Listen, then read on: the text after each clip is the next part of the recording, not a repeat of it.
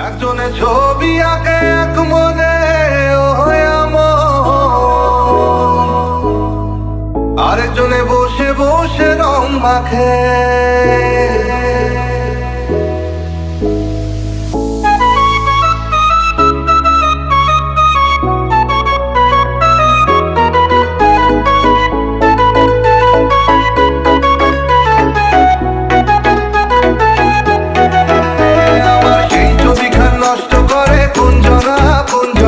সেই ছবিখান নষ্ট করে কোনজনা কোনজনা, তোমার ঘরে বসত করে কয়জনা মনে জানো না।